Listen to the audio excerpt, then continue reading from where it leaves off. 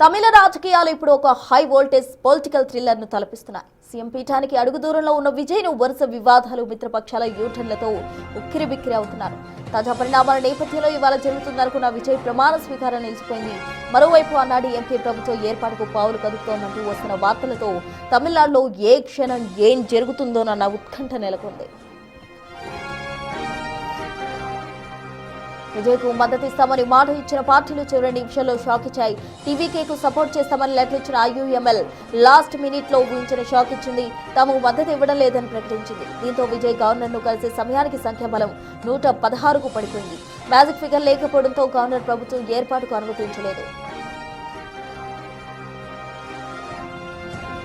VCK సైతం మద్దతు ఇచ్చే విషయంలో కోర్టుకో మాట మాట్లాడుతోంది. ఇవాళ మద్దతు లేఖ ఇస్తామని ప్రకటించిన వీసీకే చీఫ్ తిరుమావలని విజయ్ను కోలుకోలేని దెబ్బతీశారు. సపోర్ట్ చేసేందుకు డిప్యూటీ సీఎంతో పాటు 2 మంత్రి పదవులు ఇవ్వాలని ఆయన డిమాండ్ చేస్తున్నారు. వాటితో పాటు విజయ్ గెలిచిన తిరుచి ఈస్ట్ సీట్ను తనకు కేటాయించాలని పట్టుబడుతున్నారు. తన గొంతెమ్మ కోరికలతో బాంబు పేల్చి తిరుమావలని ప్రస్తుతం ఫోన్ స్విచ్ ఆఫ్ చేసి టీవీకే శ్రేణులను అయోమయంలో పడేశారు.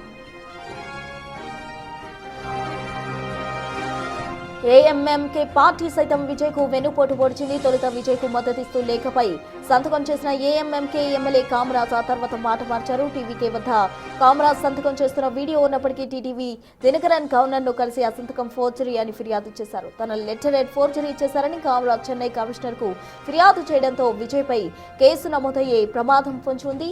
విజయ్ ఎమ్మెల్యేలను కొనే ప్రయత్నం చేస్తున్నారని దినకరన్ ప్రజల్లోకి బలంగా తీసుకెళ్లే ప్రయత్నం చేస్తున్నారు.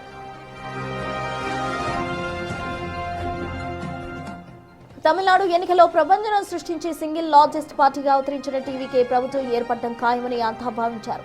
జేసీఎంగా ప్రమాణ స్వీకారం చేస్తారని ధీమాతో ఉన్న టీవీకే 5 రోజుల క్రితమే నెహ్రూ స్టేడియంలో ప్రమాణ స్వీకారం కోసం ఏర్పాట్లు పూర్తి చేశారు. అయితే ప్రభుత్వ ఏర్పాటుకు గవర్నర్ అనుమతి ఇవ్వకపోవడంతో 5 రోజులుగా ఈవెంట్ మేనేజర్లకు టెంట్లు, కుర్చీలు అద్దె రూపంలో విజయ్ భారీగా చెల్లించాల్సి వస్తుంది.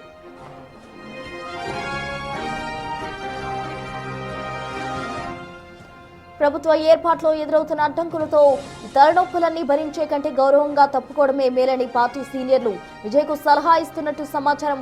టీవీకే నుంచి గెలిచిన 107 మంది ఎమ్మెల్యేలతో రాజీనామా చేయించి మళ్లీ ప్రజల్లోకి వెళ్లి పూర్తి మెజారిటీతో రావాలని వారు భావిస్తున్నట్టు తెలుస్తోంది. ఇదే జరిగితే విజయ్ మరోసారి 200కు పైగా స్థానాల్లో విజయం సాధించి చరిత్ర తిరగరాస్తారన్న అభిప్రాయాలు వ్యక్తమవుతున్నాయి.